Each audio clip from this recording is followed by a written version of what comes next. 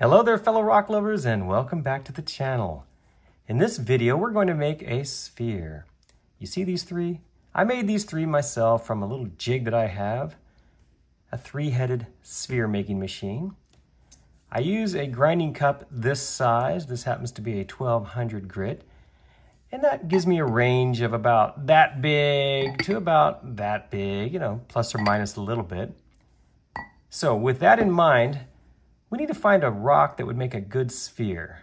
Let me show you what I've got.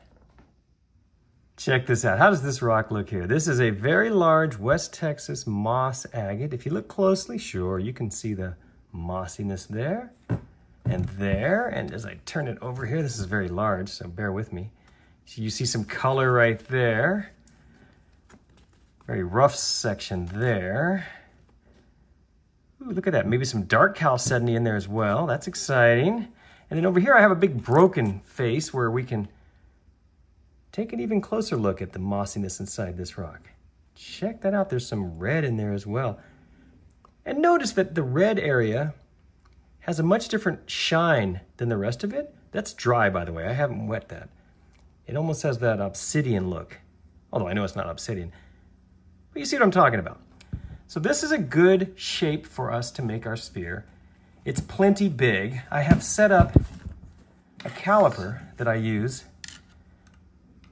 This gives me the maximum diameter I can do, and I've taken it and I've gone around this big old rock and just checked in different angles to make sure that we got plenty of meat to work with on this one. So what I'm going to do next is get this in the shop, and I'll get it on the big 18-inch slab saw. I'll mount it on the vise in such a way that I can make one slab, well, cut slab, whatever. Move the vise way over and then make a second one. That'll give us a very large piece with which to work that will be at least that wide. Because remember, this is the maximum width we can make a sphere with the particular setup that I have. So I'll have to make those two cuts.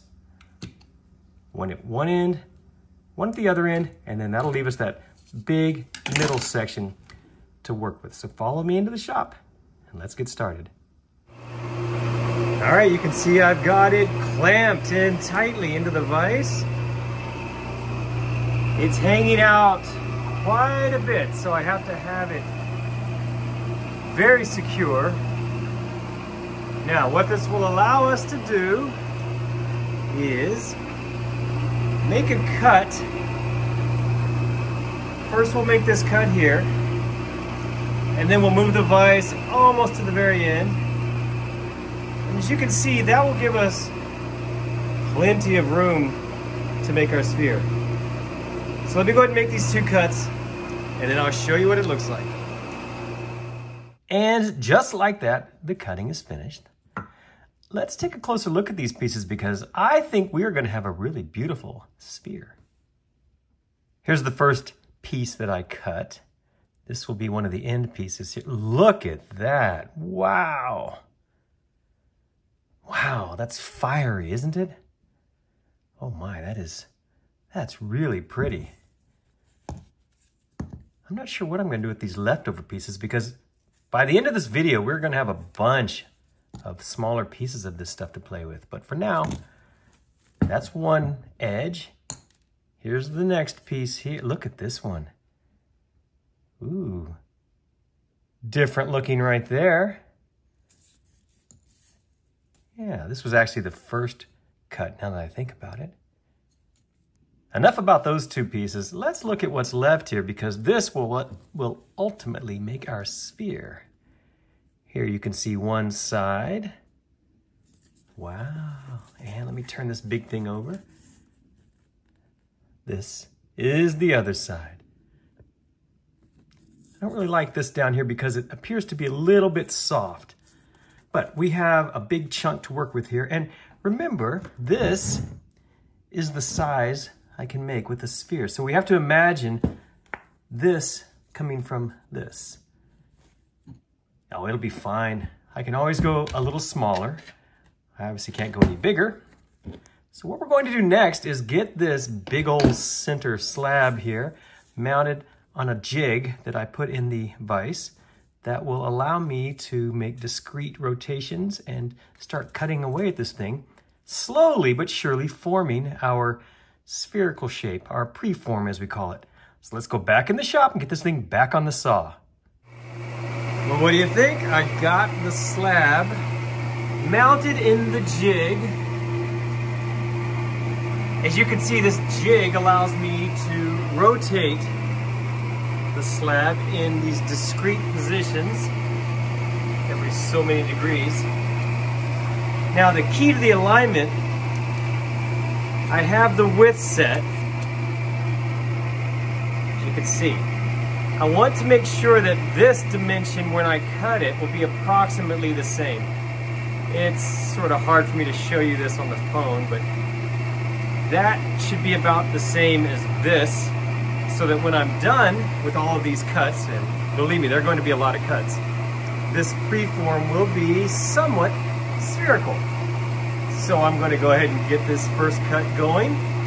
Once I cut it, I'll rotate it, lock it in again, cut it, rotate it, lock it in again, cut it, etc., until this thing starts to look like a sphere. The first cut is finished. Pretty cool, right? So now what I'm going to do is rotate this and make another cut. And I'll do that many times. Once I'm finished, I'll bring it back inside and we'll take a closer look at it. All right, I just made the final cut. This is what it looks like now. And as you can see, it takes a lot of cutting, which gives us a lot of extra stuff to play with in the future. But for now, let's focus on this. I'm going to take this back inside now so we can take a closer look at it. After 12 cuts on the slab saw, this is what we have. Check it out, a funny geometric shape, right? Check this out though. Isn't this going to be beautiful? Look at the patterning there. I really like it. I sure hope this thing shapes and shines nicely. Wow, look at that area right there. That's super pretty. Now, we're not done cutting yet, and as you can see, there are some little issues here. I think I lost a piece there. No worries. What I'm going to do next is get this back on that same jig, only this time I'm going to put it in this orientation so that we can start turning it like this as we cut. 12 more cuts. So we've done this rotation. Now we're going to do this rotation. It's very important that I do not move the carriage, otherwise this thing will not be round. Let me go ahead and get this back in the shop. I'll put it back on the jig, get it lined up, and I'll show you what that looks like before we start cutting again. As you can see, I've got it mounted now, back in the jig. It's ready for its first cut. After I make the 12 cuts, this thing will look a little like a sphere. I'll show you that as soon as I'm done with these 12 cuts. And just like that, the cuts are finished. Now, as you can see, it's sort of spherical shape, but let's take it inside now and take a closer look at it.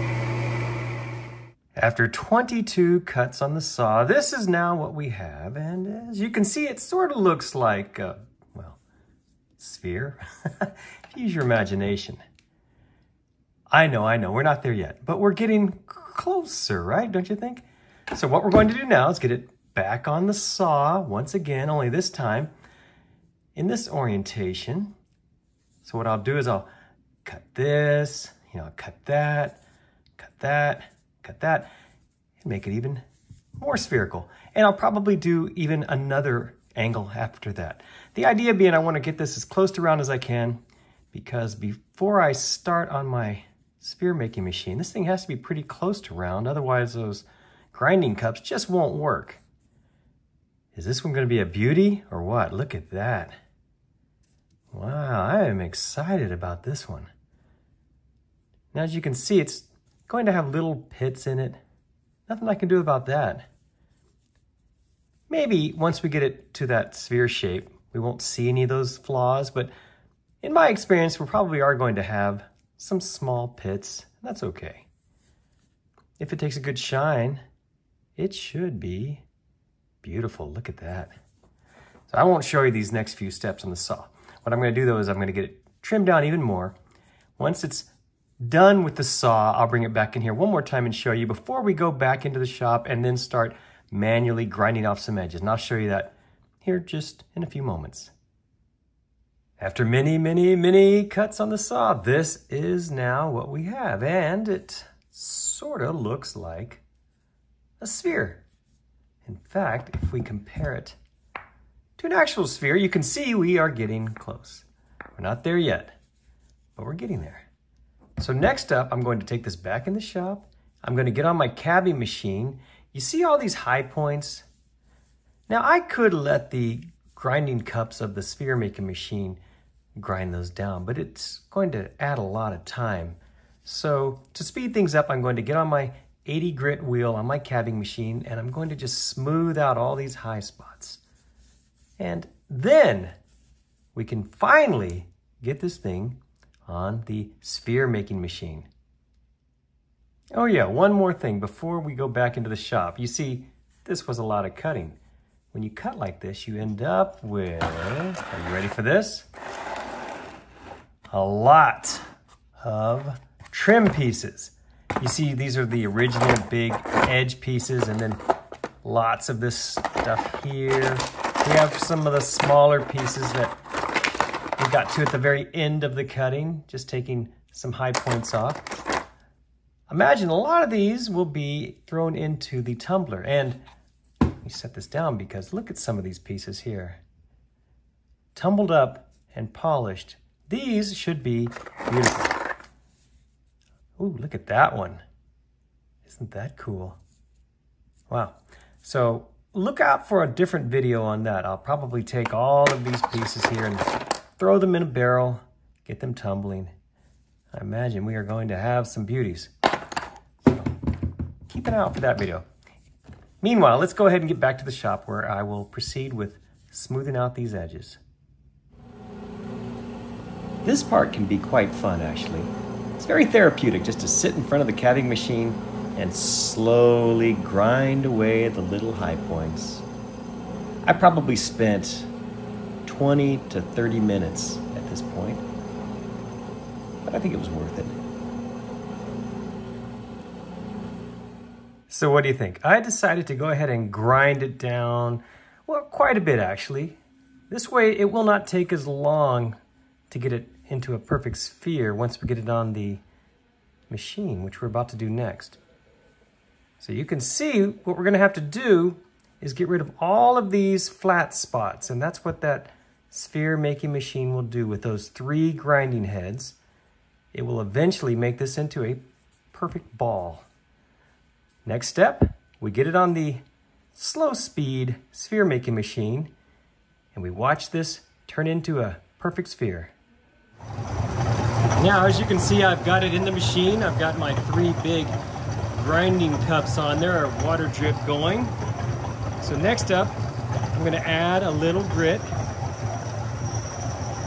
This is the same thing we would do with tumbling a rock. This is that 6090 silicon carbide. And what this is going to do is embed into those cups and start grinding away. You'll see the slurry develop. I'll let this run for several minutes and then I'll probably add more grit.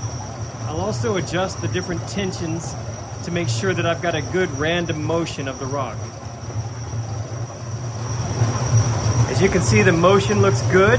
It's random. I don't want to see it suddenly just start turning in one direction.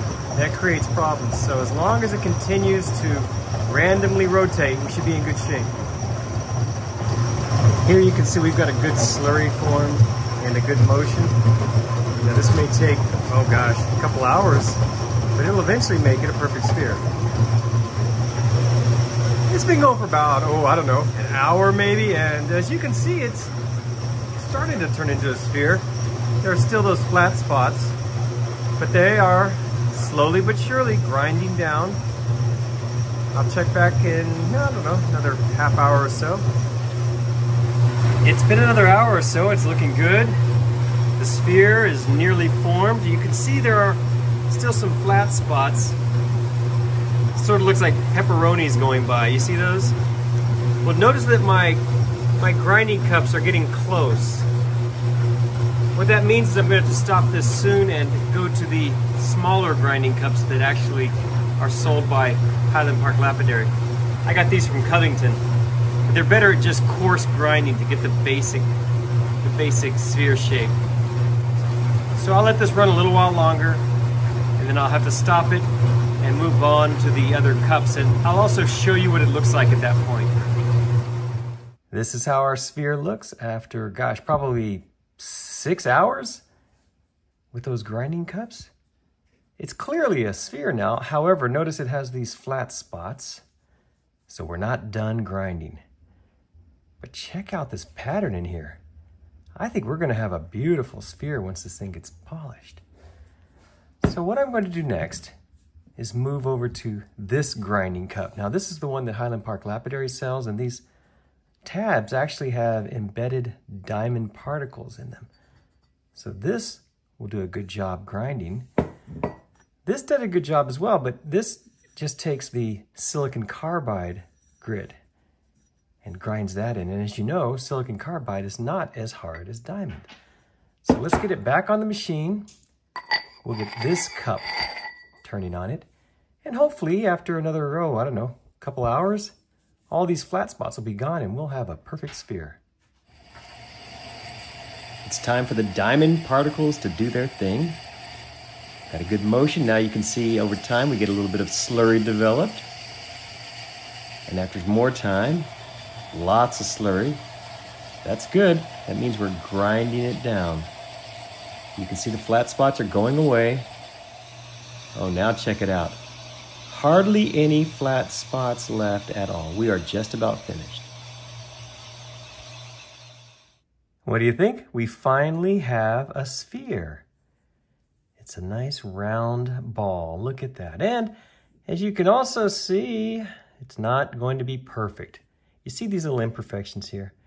That's just in the stone itself. And I could have continued to grind this thing down, making it smaller and smaller, but it's been my experience that usually is just throughout the rock. So why bother making it smaller and smaller? Now besides, I think once we get this thing polished, it's going to be beautiful. Look at this through here. You have to use some imagination. It's going to look like this when we're done with a nice shine. Once it has that nice shine, ooh, I think it's going to be a beauty. And we'll find out. What I'm going to do next is get this back on the sphere making machine, move up to the 220 grit, and once it's finished, I'll bring it back in here and I'll show you what it looks like. Hopefully, we will no longer have all of these scratches. Just like with the coarse grit, we want to have a good random motion. Looks like that's what we've got here. And after a few minutes, well, check it out. A slurry starts to form. That's right, the 220 can create a slurry.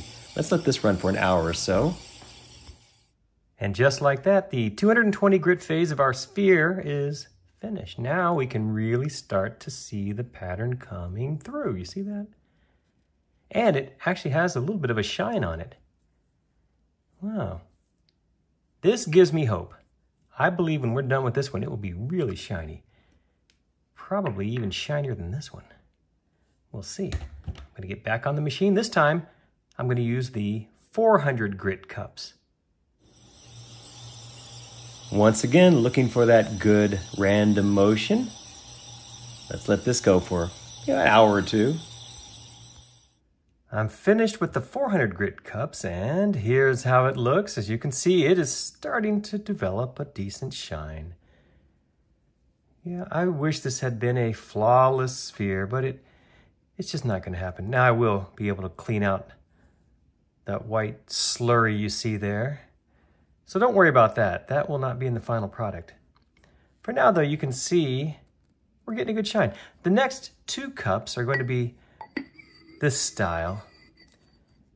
Not the segments, but the complete ring. This happens to be the 1200. I'll do the 1200 next, and then the 4000. After that, we will be finished. Did I mention? We need a good random motion. And just like that, the 1200 grit is finished. I left it on there for a couple of hours. Now, the shine is actually pretty good. Oh, this will be beautiful once we're finished, I firmly believe. Notice that grit is now gone, that slurry that was stuck. That's just the rock right there. You ever wonder how you can get slurry like that out of little tiny crevices? Well, check this out. It's the ultrasonic cleaner to the rescue. That's right. Just drop it in, turn it on, and watch the little clouds of dirt just billow off the surface. It's kind of fun, actually, seeing that happen. Well, it just takes a few minutes, and it's all cleaned up. Now that I've done that, we're ready to move on to the final grit. That's the 4000 grit. We're already close to the shine on this one, as you can see. Now let's see what 4000 grit does to it. Do I really need to say it? Random motion. There you go. Our West Texas moss agate sphere is finally finished. Check it out. What do you think? Wow, I just love the details within this mossiness. Everywhere I look, it's something new to behold. Wow, very, very pretty stuff. Oh, sure, I wish it had been a flawless sphere. You see, it does have those little pits in it, some cracks. But hey, what are you gonna do, right? That's just the rock. I like this area right in here. You see this? That color. Let's turn it like this. I think that's really pretty right there, that red. You see the white and the yellow and the gray. Yeah, it's very pretty. So the shine's good. Yeah, 4000 grit, that does the trick. The shape, well, what can you say? It's a sphere. And well, we pretty much matched this one. It's a little bit smaller. That's okay. I think the shine's better on the latest one here. Well, it took a lot of effort. And you can do this much quicker with different equipment. If I had, for example, a high-speed sphere making machine, that would have made a big difference. And of course, if I had a core saw to cut, I could have saved a lot of time with my slab saw, but I don't have those, and I only do these periodically, so I don't worry about that. If I were a business, I would definitely want to invest in some faster equipment. But just to go out and find a big rock and then turn it into a sphere, I've got everything I need. And I think the result is pretty nice. Yeah, look at that in there. Well, I hope you enjoyed this video. And if you did, please be sure and check my other videos for more like this. Thanks again.